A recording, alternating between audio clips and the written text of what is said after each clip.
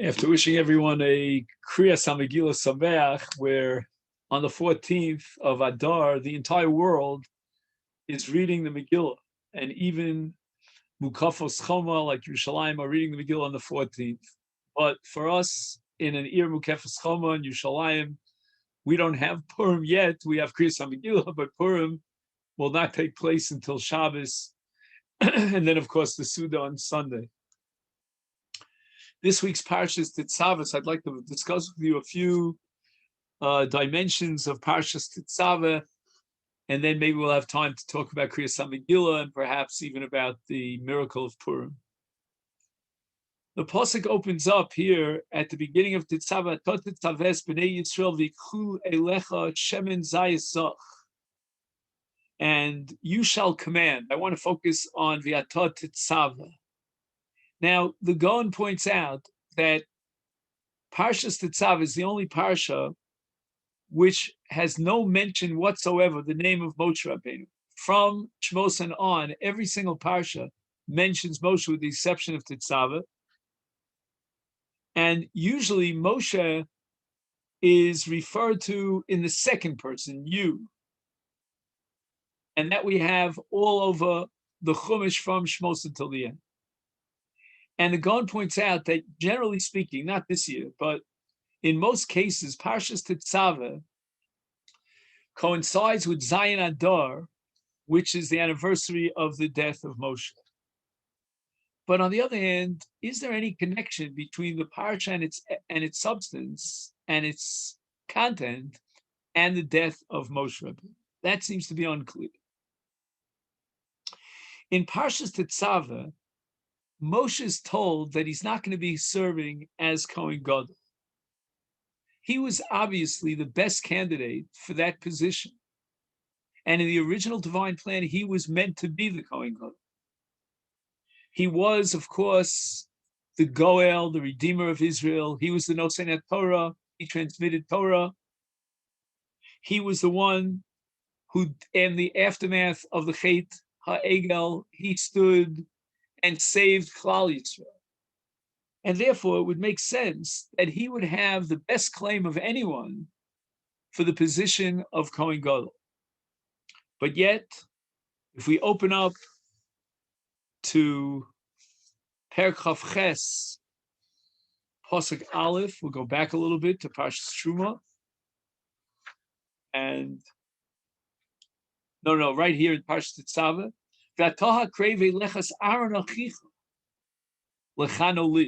it's only at this point, here in Parshas Tetzaveh, that HaKadosh Baruch Hu confers upon Aaron the position and the leadership as Kohen Gadol. Let's go back a little bit to the first encounter between Moshe Rabbeinu and HaKadosh Baruch Hu at the Sneh. This is in, of course, Shmos, Perek Gimel, Perek Daled. And at some point, after Moshe persistently refuses to take the job as the Goel Yisrael, as the Redeemer of Israel, the pasuk says, "Vayichar af Hashem v'Moshe," and God's wrath was, so to speak, kindled against Moshe. Rashi points out, I'll read to you the Rashi. Rabbi Yeshua ben Karcha Omer, Kol Charon af shebetorah nemar bo Roshem. With regard to every single occasion where the phrase Charon Af appears in the Torah, there is always some repercussion, some punishment to God's wrath. But v'zeh here, lo nemar bo Roshem, lo matzinu sheba onesh al yidei otso Charon. We find absolutely no punishment meted out to Moshe Rabbeinu. This, despite the fact that God's wrath kindled against Moshe. But Amar lo Rabbi Yossi turns to Rabbi Yeshua ben Karcha and he says, you know what? There was an impact and a punishment for this Charon Af. Af bezu nemar barochem halo Aaron achicha halevi shaya asid lios levi. Here in the parsha in Shmos Daled, Aaron is called Levi. He was meant to be a Levi. Below Kohen. V'kahuna hayisi omer latzeis mimcha. My original plan was that you, Moshe, would be the father of kahuna. May ato lo yeh kain. But as a result of the Charon Af, you, Moshe Rabbeinu, will not be chosen as the Kohen, but rather Aaron will be the Kohen. Hu yeh Kohen v'atol Levi. And Rav Yossi proves his point by invoking a pasuk at the beginning of Divrei Hayomim, Moshe ish Elokim banav yikru al shevet halevi, that Moshe and his descendants will be called Leviim, not Kohanim. Kahuna was given to Aaron. Now again, let's think for a moment from the perspective of Rabbi Shimon Korach. Why is it that Moshe Rabbeinu is justified in his refusal to accept the position, and therefore he doesn't deserve any punishment as a result of Charonah? Well, Moshe Rabbeinu says, you know what? I'm a stutterer. How can I stand up in front of Paro, the greatest leader on earth, confront him? How can I free a nation? Hashem replied, I'll be with you. I'll help you. I will articulate for you on your behalf whatever you need in the confrontation with Paro. But Moshe refuses. He says, Shlach na v'yad tishlach, send the job in the hands of someone else. And vayichar af Hashem against Moshe. And Rashi explains why Aaron, here at the beginning of Perek Dalet of Sefer Shmos, is called Halevi. And the answer is, in the original plan, Aaron was meant to be the Levi, Moshe, the Kohen. This parsha of Tetzaveh, in which HaKadosh Baruch Hu confers on Aaron the stature of Kohen Gadol, is a turning point in the career of Moshe Rabbeinu. If Moshe Rabbeinu would have become the Kohen Gadol, do we realize what repercussions that would mean down the line in history? The Beis HaMikdash would have been built. There would have been no Chet HaEgel, no Churban, no destruction. Moshe refused initially to take the role of leadership. And what would be with Geulas Yisrael, the redemption of Israel? And the answer is, if Moshe Rabbeinu had not refused that leadership role initially, then the Geula of Mitzrayim would have been permanent. It would have been the ultimate absolute redemption, not a temporary redemption, until we'll be sent into Golus exile again at the time of the Churban. And this parsha of Tetzaveh alludes to a change in the entire history of the Jewish nation, a change from what it was meant to be originally. Moshe's name is not mentioned in this parsha. Everything that happens in this parsha in terms of the Avodas HaMikdash, Moshe Rabbeinu gives the instructions. Aaron is going to implement them. And Moshe's name doesn't appear anywhere. All of the activity, all of the responsibility in the confines of the Mikdash is falling on the shoulders of Aaron. And why is it? Because Moshe Rabbeinu is not going to serve as the Kohen. The original plan, yes, but in actuality, no. And this parsha coincides with the 7th of Adar, the death of Moshe Rabbeinu, because in the sense, from a certain perspective, this parsha of Tetzaveh is the turning point, is the beginning, if you will, of the death of Moshe Rabbeinu. The Geula from Mitzrayim will not be permanent. It will be temporary. And why? Because Moshe Rabbeinu now is demoted. He will not serve as the Kohen Gadol. So this is, in a certain sense, a tragic parsha. I want to turn your attention to the beginning of the big day kahuna, which you'll see here at the beginning of Parshas Tetzaveh, Perek Chav Ches, Pasuk Beis, V'asisa b'gdei kodesh li'aron achicha l'chavod u'sefaris. You know, it's not rare for people in the public limelight to wear special garments, special attire. Like, for example, you have government officials and they have their uniforms. You have leaders of military campaigns, they wear uniforms. What is in a uniform? A uniform is an indication of someone who holds office. He's not an ordinary run-of-the-mill citizen. And if you have a king, for example, a monarch, he will wear a monarchy uniform, and it distinguishes himself from other people. And really, it's reflective of leadership, because leadership itself indicates that the leader is a special personality. He's distinctive. He wears distinctive garments as an external expression of his distinctive role and his very powerful contribution to building society.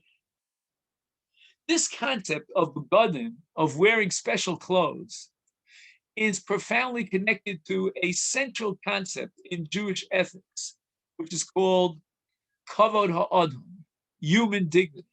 The Gemara goes as far as to say that we will override a mitzvah's aseh for the sake of kavod habrios, and even perhaps a lo taseh, in a passive way, we may be able to override for the sake of human dignity. And human dignity expresses itself in many different ways.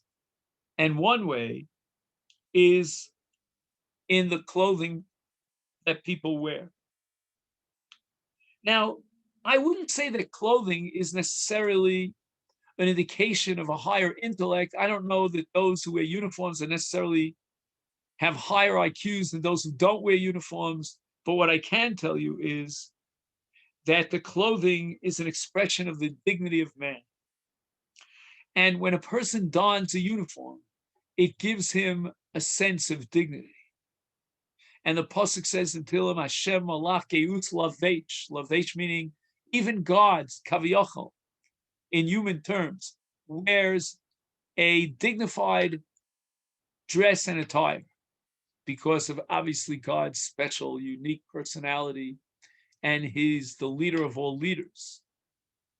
Rabbi Yochanan, the Gemara tells us, used to call his begadim, his clothing, michubadai. These garments give me my cover, give me my stature, or it's a distinct expression of one's special, unique stature. Now, someone who lacks dignity is hardly noticed. He doesn't, in a sense, project that dignity. And if a person possesses dignity, he has to understand that that stature that he has is not his own. It really doesn't come from himself. It comes from his being recognized and appreciated by his community. In the Torah ethics, leadership is not something that you thrust upon a person or upon a community, but rather the community vests its respect and its what we call l'shabed es nafsho, meaning to kowtow in front of a powerful, towering personality. So the concept of dignity, in the case of a king as a ruler, often has nothing to do with a person's own capabilities. But in Judaism, there's a special aspect to the dignity of man that is expressed by the garments that the community expects and hopes that leader to wear. The asisa bigdei kodesh li'aron achicha. The Kohanim, and especially the Kohen Gadol, who wears not 4 begadim but 8 begadim, they have to understand that they represent an institution, an enterprise, kahuna, whether they deserve this special status or not. They should come to wear the begadim as an expression of their dignity for their office, for their service, not for themselves. Torah ethics puts all the emphasis on humility. When a person says that if I've been lifted above the average person, it's not my own doing, it's not by great capabilities or so, and a person who is humble deserves that leadership. When he wears the begadim, he does not see those begadim in that uniform as something that reflects his greatness, as if he could lord it over other people, but rather as representative of the institution, of the phenomenological enterprise that he represents. When the Kohen Gadol wears his uniform, he realizes that his role is not a result of his own merits. He didn't necessarily deserve to rise to that position of Kohen Gadol, but rather he reached this high office because Judaism, the Jewish community, the Torah, HaKadosh Baruch Hu has placed a great deal of faith in him, and he will carry that dignity of the kahuna, of the institution of priesthood. Clothing, therefore, is an expression not of the intellect, but of the dignity of man.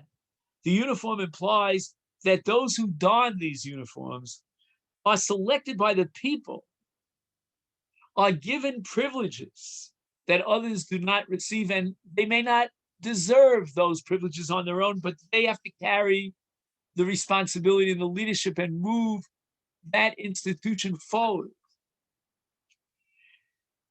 Fascinating is that Moshe Rabbeinu there is no special garments that the Torah testifies were worn by Moshe Rabbeinu. And the reason for that is Moshe's leadership was a matter of expression of his greatness that he truly earned. And there was no need for Moshe Rabbeinu to wear a special attire, a special uniform. And amongst the most important dimensions of the Big Day Kahuna is the ephod. So take a look at Rashi. We're talking in Pasuk Daled here at the beginning of Tetzaveh. V'ela habgadim asher yasu choshen va'ephod. These are the garments that they shall make, a choshen and an ephod. Rashi says the following: the ephod lo shamati, I have not heard, v'lo matzasi b'braisa, nor have I found a braisa, pirush, which has explained tavniso, the design of the ephod. However, Rashi says, libi omerli, my heart suggests, shu chagur lo me'achorav, that there's a belt around the back. And then Rashi goes on and he says, rachbo kirochav gag ha'ish, it's as wide as the shoulder of a person, the back, kimin sinor, it's almost like an apron, shechogros hasharos sherochvos al asusin. So he identifies it with a design that was used for those who were horse drivers.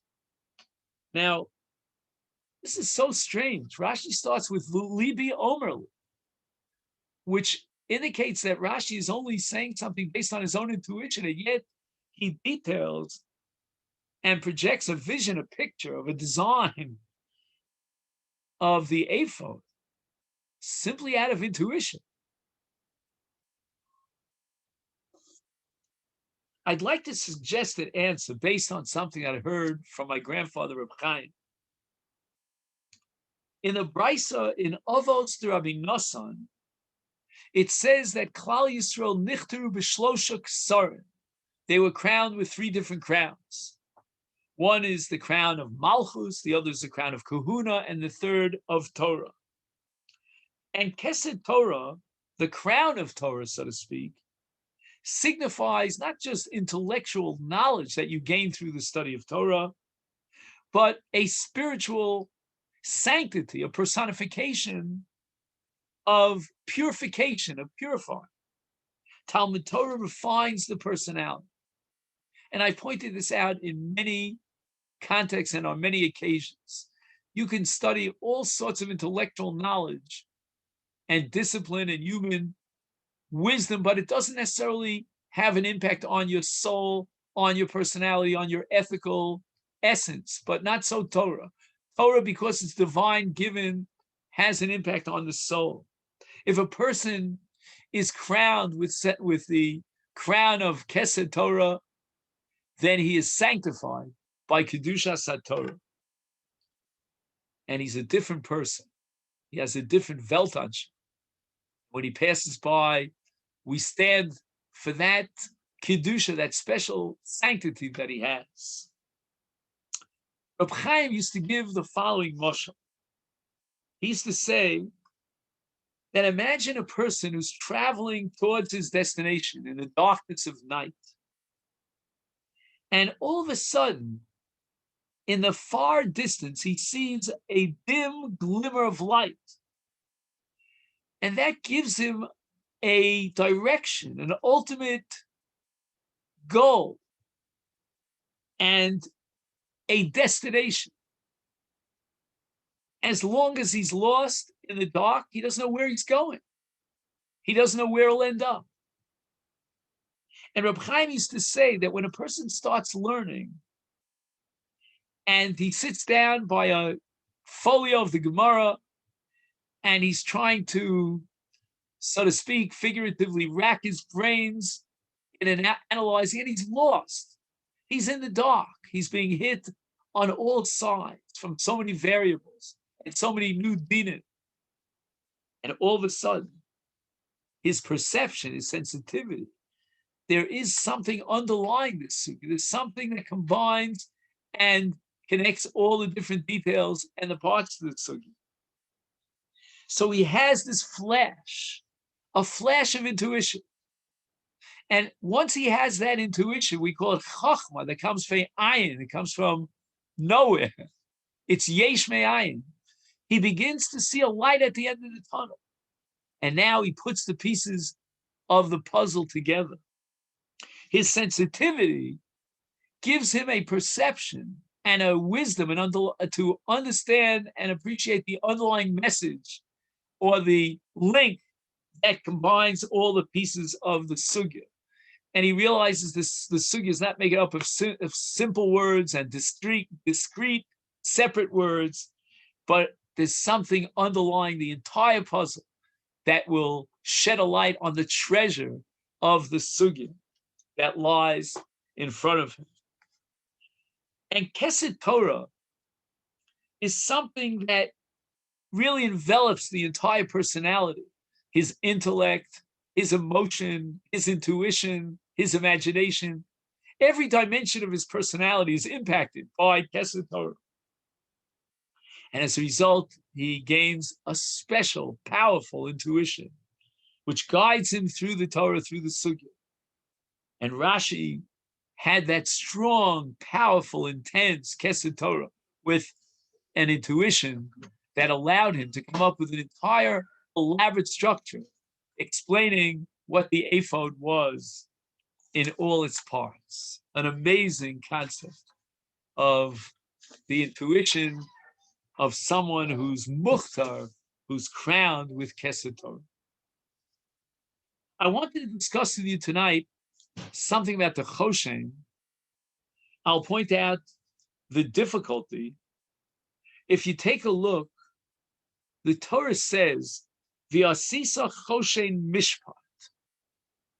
And that you'll see here in Pasuk Tesvav, V'asisa Choshen Mishpat. which literally translates the Choshen of judgment. Now, of all the different garments that the Kohen wore, the ones that should be emphasized, and the Torah emphasizes, are the Sitz and the Choshen. These are two items that the Kohen Gadol wore, and they were unique to the Kohen Gadol.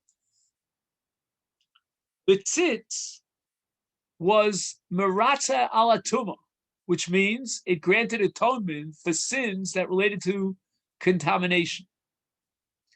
And the pasuk tells us later on in this parsha, when we get to the Tzitz, that the Tzitz is Vahaya al Aaron, and it's a Tzitz Zahav, Tahar, and it's called Pituche Kosem Kodesh Lashem. Why was the Tzitz worn on the forehead of the Kohen Gadol, almost like the tefillin, except lower down on the tefillin, the source and the home of the intellect, of knowledge? Because with the Tzitz, the Kohen Gadol was able to paskin, to rule on very difficult questions that came up, complicated issues, what was permitted, what was mutter, and what was asur, even on Tumah V'Tara. And the Tzitz gave the Kohen Gadol even the ability, Chazal say, to paskin bein dam l'dam, on menstrual blood, even to paskin on the status of an aguna, a married woman whose husband is gone, we don't know where he is. The Choshen, on the other hand, was one keneged al-lev of Aaron and any Kohen Gadol after Aaron. The lev is the center of affection, of something that goes beyond the intellect. It cannot be quantified. It reflects the seat of emotion, of love. And here, in these two begadim, the Tzitz keneged hamoach and the Choshen keneged al-lev, we find very distinct, shall we say, boundaries that separate the two.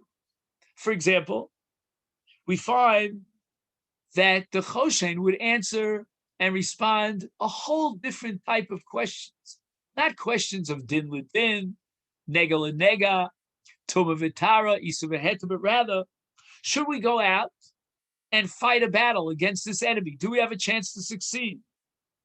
What about calling together public gatherings for the honor of Israel? Or what relationship should we have to current events? Should we go out to the public square and a Jew should act publicly? Anything that has to do with my choice of action and speech, these are issues and questions that will be resolved by the Choshen.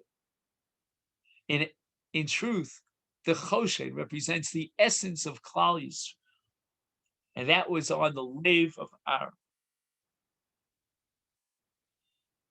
And now Aaron wears both the Tzitz and the Choshen. He integrates these two elements of the human capability, the mind and the intellect on the one hand, with the heart, the soul, and love on the other hand. And I wanted to read to you just a paragraph that expresses the view of the Rambam. And he writes that the Choshen had the Urim V'Tumim inside of it, and the very same Choshen could rule regarding difficult problems like, shall I enter into the land of Israel or shall I not enter? Questions of war and peace, of hope and despair, our relationship with other nations, governments, and the entire world. So that on the one hand, says the Rambam, the Kohen, whose mind was saturated with the holiness of Torah, as expressed by the Kosher of the Sitz, would be through the Holy Spirit. The Ram calls it the Kedusha and the Ruach HaKodesh, to see solutions to current political problems, to understand and appreciate everything that transpires in the world, and to create an agenda as a result in response to demands of the moment. So the Kohen, on the one hand, wore the holy tzitz. He was the master of halacha. He would stand in front of malachim and he would fall down in supplication before the Holy One. He ruled by virtue of the tzitz in questions of Yeridea, and ruled also in complicated issues regarding Orach Chaim. How did he have the ability to do both? Sometimes he acted stubbornly because he was pure of mind. He's overflowing with the knowledge of Torah. He also, at the same time, had a heart to beat in tandem with the people. As an intellect, with the tzitz, he ruled ba'ofen chotech. It was black and white, the rule of law. But with the chosher, when he had difficult questions that came up, for example, in Yeridea or in Orach Chaim, when it was an issue of political matters, of how the Jewish people should move forward towards their destiny and their goals, how they should be protected. Here, we need the leadership of the heart. And the ultimate sanctity, the Kedusha of the Kohen Gadol, was an integration of both heart and mind. There's no Choshen without the Tzitz, and there's no Tzitz without the Choshen. Tonight, we read the Megillah, and I'd like to take this opportunity to learn with you some aspects of Megilas Esther. The very first perek of Megilas Esther is very mystifying. The party of Achashverosh, in great detail, the lavish banquet that he threw for 180 days. And one wonders why the Megillah would spend so much time and detail about this banquet. It's almost as if this mishter, in a sense, forms the backdrop, the introduction, and perhaps even the framework for all of Megilas Esther. Why is that so? The second episode, recorded here, is the story of Vashti. And once again, the Torah goes into great detail about Vashti. And of course, this is it in anticipation of Esther rising to the throne, to becoming the queen. But yet, do we have to know all these details about Vashti? Is it important to know that as a result of her refusal, when Achashverosh turns to the Chachamim and he asks them, what should we do with a recalcitrant queen? Kidos malasos b'malka Vashti, al shelo osa maimer amela. And there's a whole long discussion here.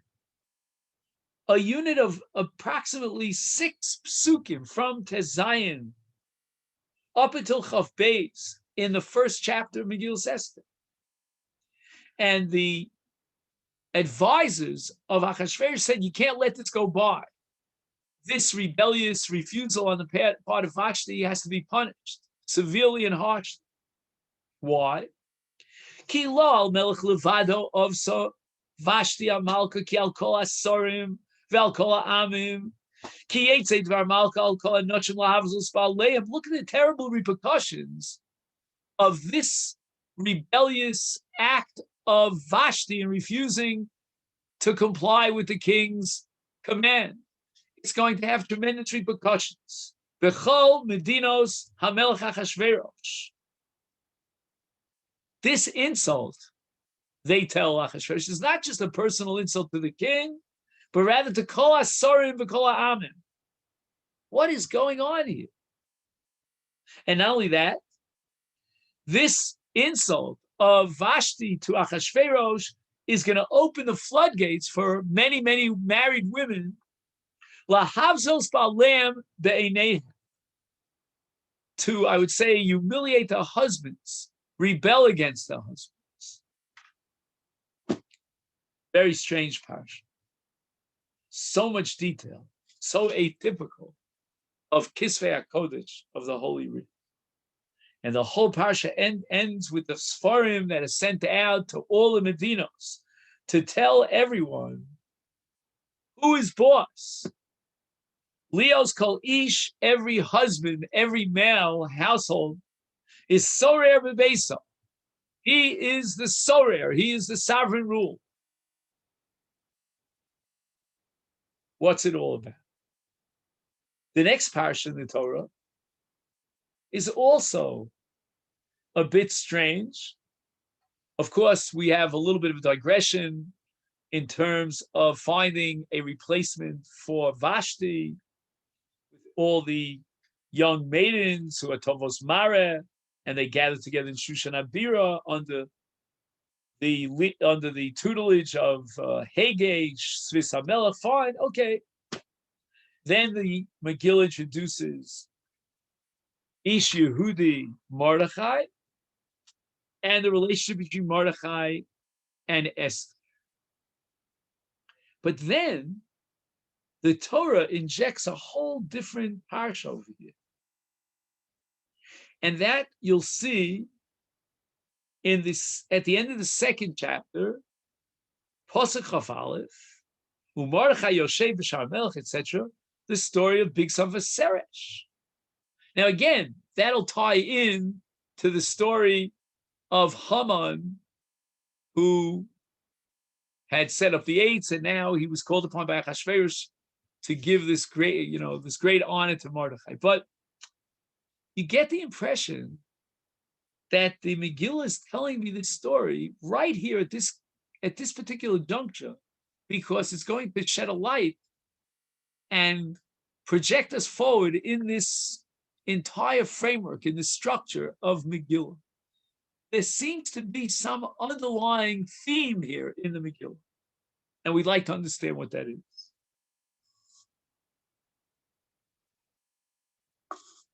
The description of Haman also somewhat, calls our attention, because Haman is placed in such a high stature, and everyone has to come by and Korinu Mishtachvim LaHaman. If Haman would be presented as the adversary of the Jewish nation, then it fits in very much to the storyline, to the theme and the essence of the Megillah. But to lavish it and build it up with Haman projecting himself almost like a deity, a human deity, one wonders what that is all about. We move on in the Megillah, and we find the following. Esther seems to be playing for time. Mordechai has instructed her that she's been placed in a very unique position in Jewish history, and she's the queen by divine intervention and providence in order to save the Jewish people. When she finally agrees to do so, she dilly-dallies, and she explains it. She says that the das, the official rule here in our country, is that no one is allowed into the chambers of the king unless he's called. I haven't been called. And the Megillah is projecting a certain image, a certain vision of Achashverosh, sitting there on his throne. No one's allowed to go near him unless he gets the Sharvit HaMelech. And of course, Esther is overwhelmed by fear.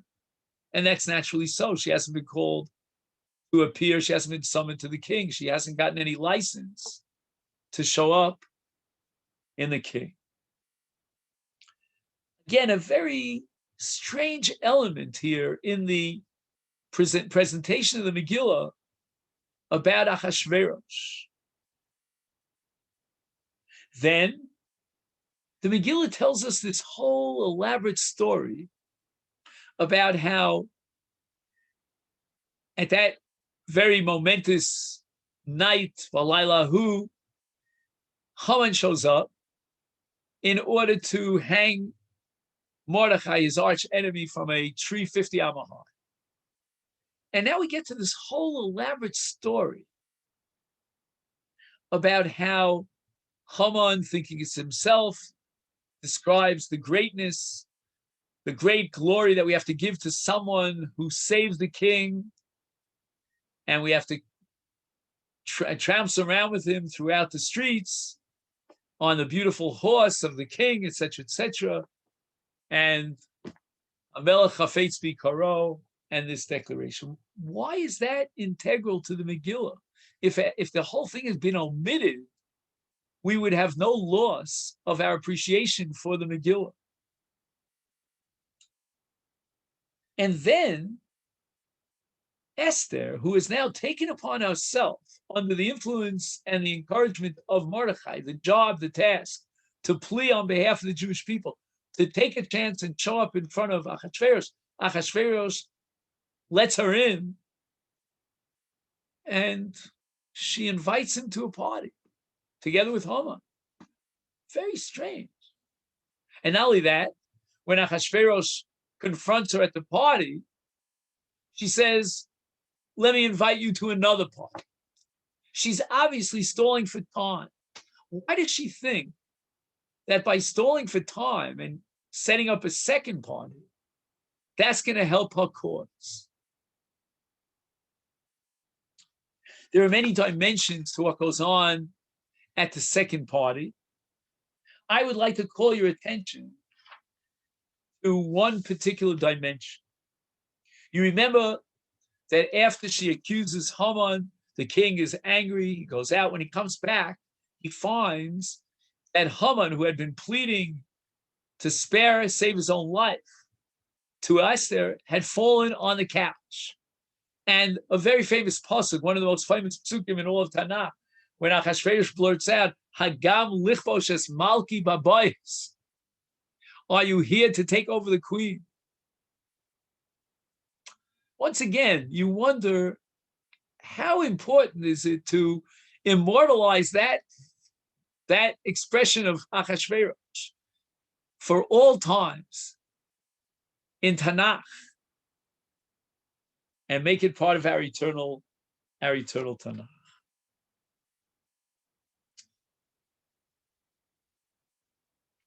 There's one Gemara, I think, that sheds a very, very important light on the whole of Megilas Esther.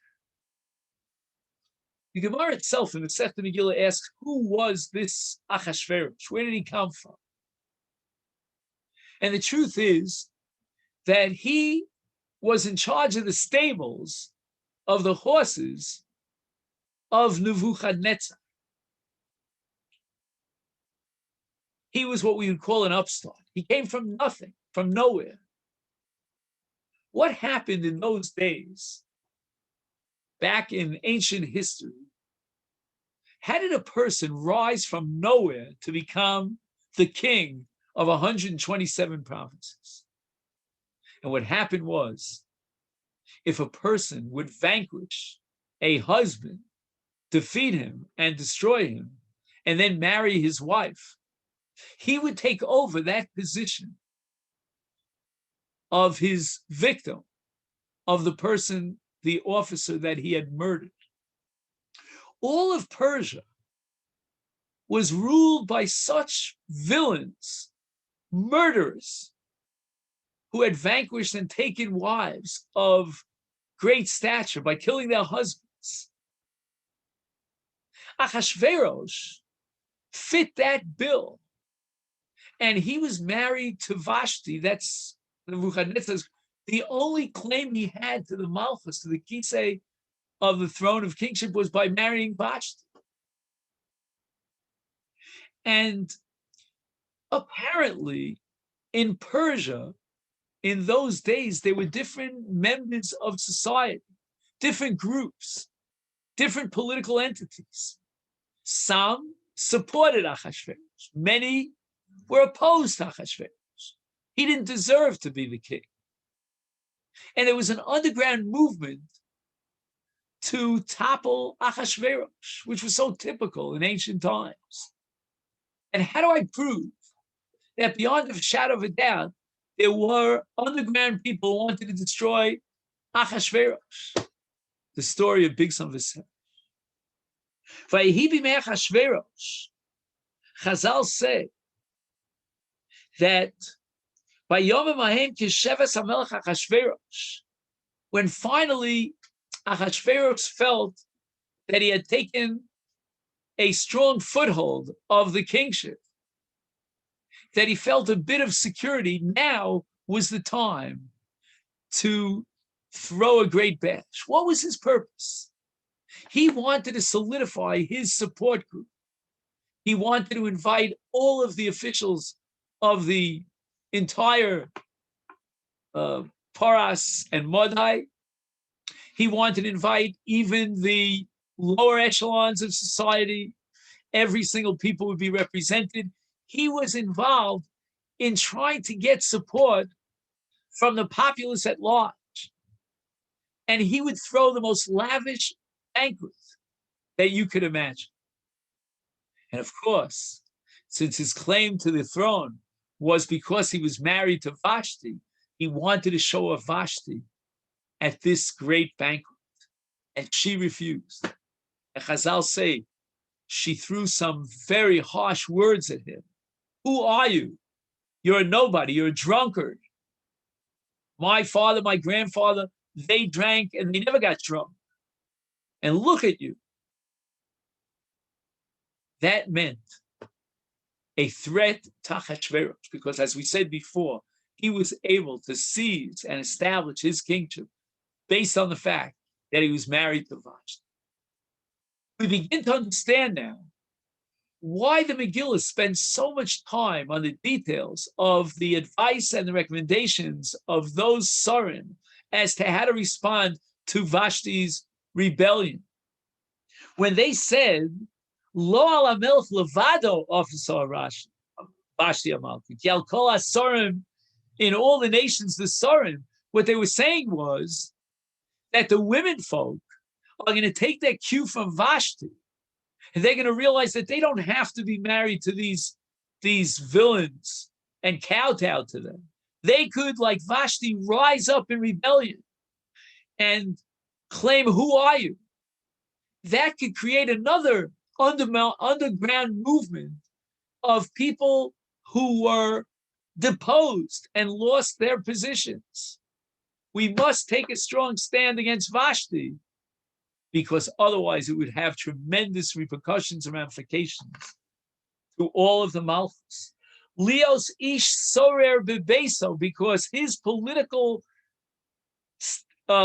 foothold and power is linked to his marriage relationship to his wife.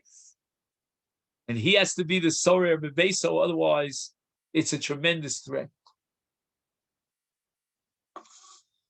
In the light of Big Son Viserich, which again proves that there was an underground movement to depose Achashverosh, we can now begin to appreciate what was the psychological state of mind of Achashverosh. What term, if I had to pin it down to one word in psychology, would reflect the very essential emotional essence and the state of mind of Achashverosh? Paranoia. He is a paranoid. And how tragic it is that throughout history, human history, we see leaders that were paranoid, that they imagined and they envisioned coming out of the shadows, coming out of the closets, their enemies who would now topple them and defeat them, undermine their leadership and their role as kingship. And we saw it with Stalin, and we saw it with so many different leaders throughout history. That was Achashverosh. He lived in a state of phobia. And if I have to prove that to you, it's this very strange edict that no one would be allowed anywhere in the proximity of the courtyard of Achashverosh without being invited and permitted to do so. When a person lives in a state of paranoia, they have to guard themselves to every fear that they imagine, and that anyone around them is coming to murder them. Just like Bigsan Viserys really tried to do so. And I'm not going to drink from this drink, the king says, because it might be poison. This is the paranoid state of mind of Achashverosh. And who appreciated this throughout Megilas Esther? Who would unravel that essence of the emotional psyche state of Achashverosh and know how to build on it? It was Esther Amal. It wasn't Mordechai. Mordechai tells Esther, go in there without hesitation and plead the case of Klal Yisrael. But Esther is the expert in cunning, in diplomacy, in understanding human nature. She knows that she's got to build slowly but surely and play on this phobia and this psychotic state, if you will, of Achashverosh. Now enters Haman. Haman is someone who presents himself as a deity. Haman builds himself up. And now what Esther realizes is that our very enemy, our arch enemy, could be the key to success. How so? Turn the tables on Haman. Work on the jealousy of Achashverosh vis-a-vis Haman. Let's invite no one to this personal, intimate party between the king and the queen other than Haman. Isn't that very strange? The king and queen want to be together in a banquet. There's wine being served. This could be a moment of intimacy. And instead, she invites Haman. Achashverosh is getting a little bit jealous over here, is he not? And she realizes, Esther, that one banquet is not enough. We've got to build it up slowly but surely. And she invites again Achashverosh together with Haman into a whole personal, private banquet. And at that point, we have the story of Haman and Mordechai. Why is that story so critical to the Megillah? And the answer is that Achashverosh knows very well when he asks Haman, what should we do with Ish Asher Melech Chafet V'Karo? He knows, Achashverosh, either consciously or subconsciously, that Haman realizes the question is being asked about himself. So what does Haman respond? Let's take a levush, a sus, shamelech. It's a royal costume, a royal horse. Doesn't this indicate what Haman's dreams are all about? What he aspires to and what he hopes to achieve? He himself wants to be melech. Whether Achashverosh thinks of this or doesn't, it certainly plays on the mind, on the psyche of a king who is so phobic. He has such phobia. So that Esther wants to turn the tables on Haman. And look how beautifully she achieves that goal. Ish tsar v'oyev. What she says to Achashverosh is, he is not the enemy of the Jewish people. He's your enemy. And here she plays on Achashverosh's suspicions. He harbors great suspicions about Haman. Haman has risen to the top.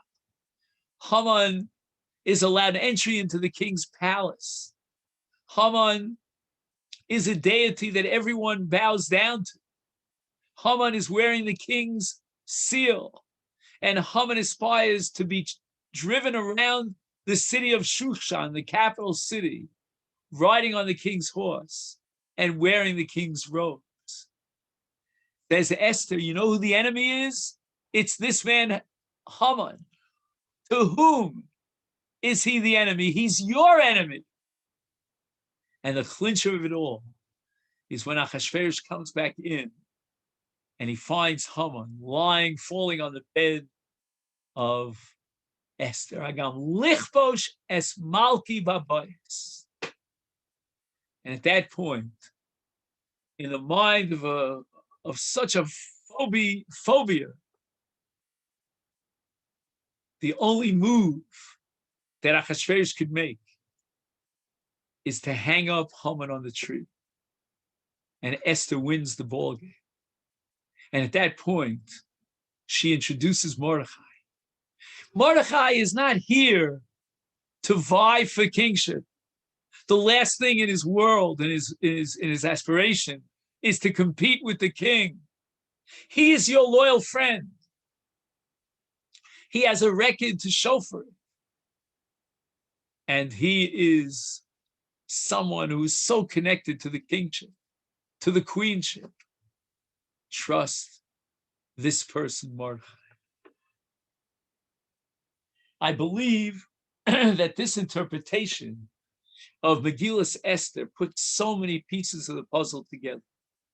But I do want to end with one point, and that is that the Megillah ends in a certain sense anticlimactic. It says that Achashverosh levied attacks. Some people will make noise about that and use their graggers. And Mordechai is Ratzui l'rovechav. Chazal say rovechav lo kolechav. What is the message of the closure of the Megillah, which seems, as I said, to be a letdown, anticlimactic? Klal Yisrael, Baruch Hashem, are blessed throughout history with greats, with great leaders. We spoke earlier about Moshe Rabbeinu in Parshas Tetzaveh, and in this case of Purim, with Mordechai and Esther. The greatness of a leader from the perspective of Jewish philosophy, Jewish ethics, is that a Jewish leader sees himself or herself as a hand, if you will, as a long stretched arm of the Almighty, never demanding or desiring glory for himself or for herself. The leaders of Klal Yisrael, with great acts of heroism and sacrifice, they show up on the stage of history. And once they've accomplished, once they've contributed their personal contribution, they sort of fade away into the flow, the existential flow of Jewish history. That humility is what typifies and personifies the essence of the Gedolei, the Gedolei Yisrael, the Baal Shem, and before him the Arizal, and the Gaon. These are all greats who played such a role in Jewish history, but never demanding the limelight, never anticipating and expecting to get glorified. It's so antithetical to lahavdil elf hatos, to non-Jewish history. And that phenomenon of modesty and humility, when a person, and all of us, have to see themselves as shluchei hakel, as messengers of the Almighty, to fulfill and bring about the implementation of His will in this world. And with that sense of humility, to just leave the stage in a very humble way when such a great person and all of us have achieved their shlichus. And shlichus choseres labailov. Shliach goes back to the Almighty and says, I was your tool. I implemented your will, and that was my glory. I don't want any any thanks or any gratitude for it. Such is the Jewish concept of greatness and of leadership. We should be Zochem Ritz Hashem on this Purim to appreciate who were our leaders, our greats, willing to sacrifice themselves for the sake of the love of Klal Yisrael, the Mordechais and the Esthers of Jewish history. And if we take them as our paradigms and we try as much as we can to emulate them, then Emir Hashem will be Zocher to the great Geula